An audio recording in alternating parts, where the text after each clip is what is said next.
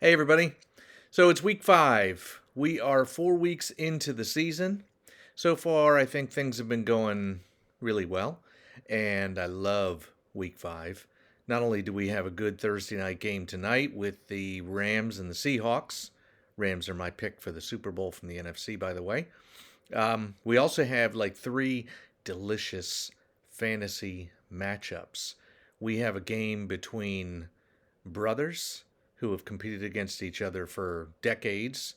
We have a game between a father and son, and we have a game between uh, 2 judges, including Fear the Wax and his lady friend, Rated X.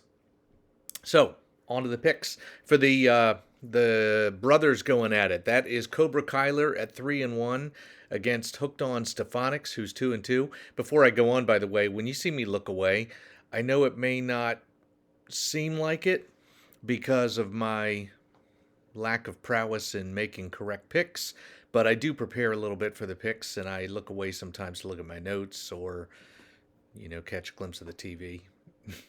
uh, and also wanted to apologize for the technical difficulties last week. This tech stuff is still like a foreign land to me. So getting a video onto the computer and then actually sending it to other people is a big accomplishment. And there may be some snafus like there was last week with me making it private. Could happen again this week, for all I know. So Cobra Kyler 3-1 against Hooked on Stefanix 2-2. Cobra Kyler started the season looking like the best team in the league through a couple of weeks. I mean, they were just killing it, killing everybody.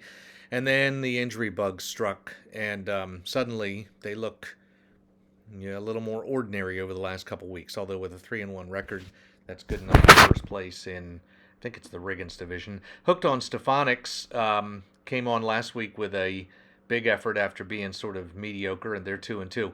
This week, the way I see it, I think the teams are kind of similar. I'm not crazy about Kyler Murray's matchup against the Niners just because I'm a big Kyle Shanahan guy.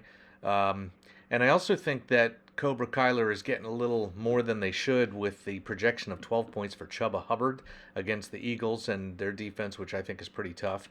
So, as for Hooked on Stefanix, Lamar Jackson, I think, kind of an even matchup with him and Kyler Murray this week, since, like I said, I don't think Kyler Murray's matchup is great. But I like Stephon Diggs, big this week. He's been just okay, and I think against the Chiefs in that game, Stephon Diggs could run wild and have a huge day. And also, on Hooked on Stefanix, in case you didn't notice this, DJ Moore right now is the number 4 overall receiver. So I think between those two guys, they're going to have enough to beat Cobra Kyler. I like Hooked on Stefanix by 11. Then Rated X 3-1 against Fear the Wax 2-2.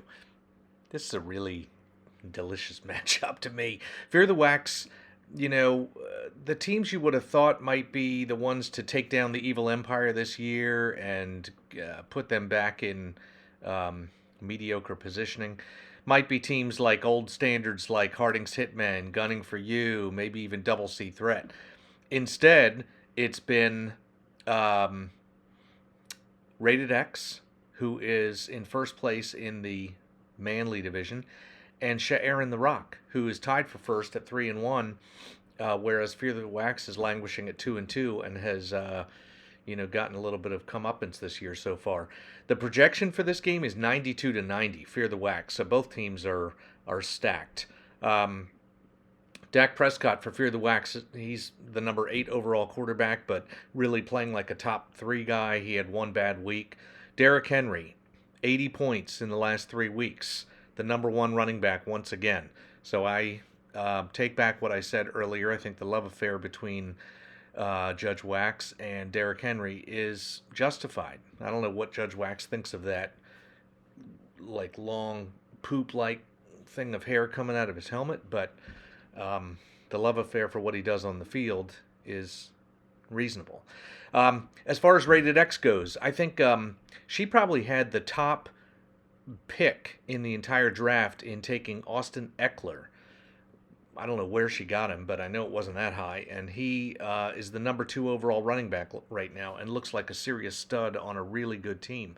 Matt Stafford is the number 4 overall quarterback. But I think in this game, the guys that I think will make the difference, I like Antonio Gibson over James Connors, who is likely to start for Fear the Wax. And I like Kupp and McLaurin more than Justin Jefferson and Brandon Cooks.